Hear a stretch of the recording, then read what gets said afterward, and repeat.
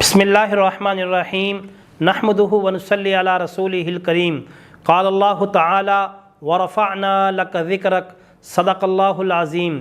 میرے محترم سامعین، میں آج آپ حضرات کے سامنے سیرت طیبہ کا ایک ایسا پہلو رکھنے لگا ہوں جو شاید آپ نے اس سے پہلے نہ سنا ہو، اور سیرت طیبہ کا یہ پہلو حضرت مولانا ضیاء الرحمن شہید رحمہ اللہ تعالیٰ کی خطبات اور جواہرات میں لکھا ہوا ہے۔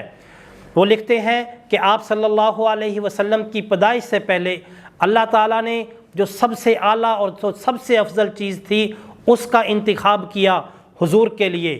سب سے پہلے جگہ کا انتخاب ہوا تو جو جگہ سب سے اچھی تھی آپ کے لیے اس جگہ کا انتخاب کیا گیا۔ وہ جگہ مکہ کا شہر تھا جو اس کائنات میں سب سے افضل ترین شہر ہے، اور مکہ کہتے ہیں درمیانی جگہ کو، یعنی سینٹر کے اندر پوری دنیا میں جو درمیانی جگہ ہے وہ مکہ المکرمہ ہے۔ اللہ تعالیٰ نے اپنے پیارے حبیب صلی اللہ علیہ وسلم کو مکہ میں پیدا فرما کر اس بات کی طرف اشارہ کیا کہ آپ صلی اللہ علیہ وسلم عرب کے لیے بھی نبی ہیں، آپ صلی اللہ علیہ وسلم عجم کے لیے بھی نبی ہیں، آپ صلی اللہ علیہ وسلم مشرق مغرب شمال جنوب ہر ایک کے لیے نبی ہیں۔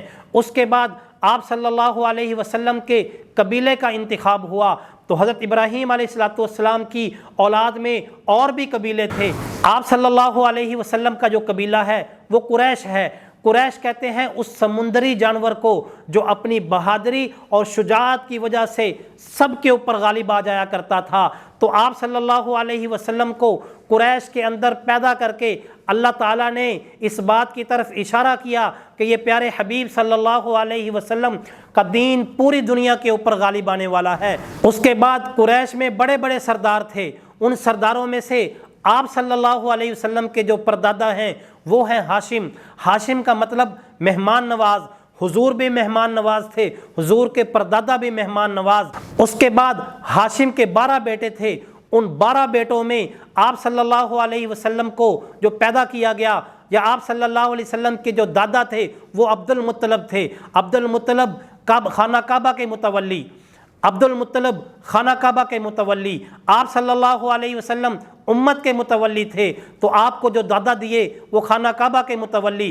اس کے بعد حضرت عبد المطلب کے 12 بیٹے تھے، ایک کا نام عبد مناف جسے ہم ابو طالب بھی کہتے ہیں، ایک کا نام عبد العزیٰ جسے ہم ابو لہب بھی کہتے ہیں، ایک عبد شمس ہے، ایک عبد مناف ہے، ایک عبد حارث ہے، ایک عباس ہے، ایک حمزہ ہے، لیکن ان سب کے مختلف معنی ہیں۔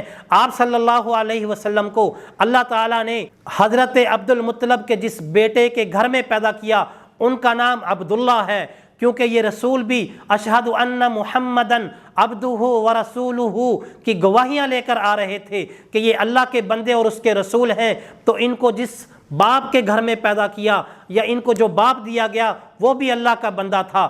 اس کے بعد آپ صلی اللہ علیہ وسلم کی والدہ کے قبیلے کا انتخاب ہوا، تو آپ صلی اللہ علیہ وسلم کی والدہ کا قبیلہ ہے بنو زہرہ۔ بنو زہرہ کا مطلب تر و تازگی والا، آپ صلی اللہ علیہ وسلم بھی تر و تازگی والے، آپ کی والدہ کا قبیلہ بھی تر و تازگی والا۔ بنو زہرہ میں بے شمار لڑکیاں تھیں، ان لڑکیوں میں آپ صلی اللہ علیہ وسلم کی والدہ کے لیے جس لڑکی کا انتخاب کیا وہ تھی جناب آمنہ۔ آمنہ کا مطلب امانت والی، یہ نبی بھی امانت والے، والدہ بھی امانت والی۔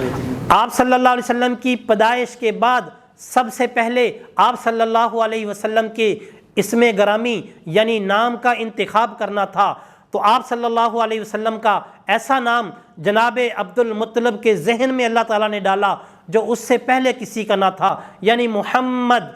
محمد کا مطلب تعریف کیا ہوا، جس کی ہر کوئی تعریف کرے، جس کی دشمن بھی تعریف کرے، جس کی ابو لہب بھی تعریف کرے، جس کی ابو جہل بھی تعریف کرے، جس کا اپنے بھی تعریف کریں، جن کی غیر بھی تعریف کریں، یعنی اس وقت سے لے کر قیامت تک لوگ تعریف کرتے جائیں لیکن ان کی تعریف ختم نہ ہو، جن کی انسان تعریف کریں لیکن ان کی تعریف ختم نہ ہو، جن کی جنات تعریف کریں ان کی تعریف ختم نہ ہو، جن کی ملائکہ تعریف کریں ان کی تعریف ختم نہ ہو، آخر یہی کہنا پڑے بعد از خدا بزرگ تو یہ قصہ مختصر کہ اللہ کے بعد اگر سب سے بڑی کوئی ہستی ہے شان والی، عظمت والی، مرتبے والی، مقام والی، تو وہ آپ صلی اللہ علیہ وسلم کی ہستی ہے۔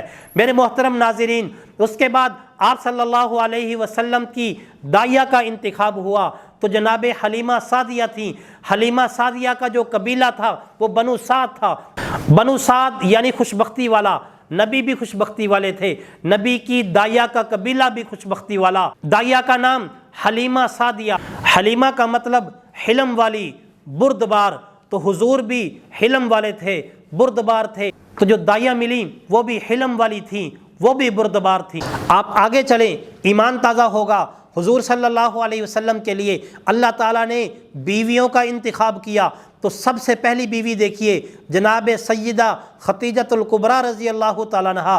خدیجہ کا مطلب حاجیوں کی خدمت کرنے والی، نبی امت کی خدمت کرنے والا، بیوی حاجیوں کی خدمت کرنے والی۔ اس کے بعد دوسری بیوی ہے سودا، حضرت سودا کا مطلب آرام دینے والی، نبی بھی آرام دینے والا، بیوی بھی آرام دینے والی۔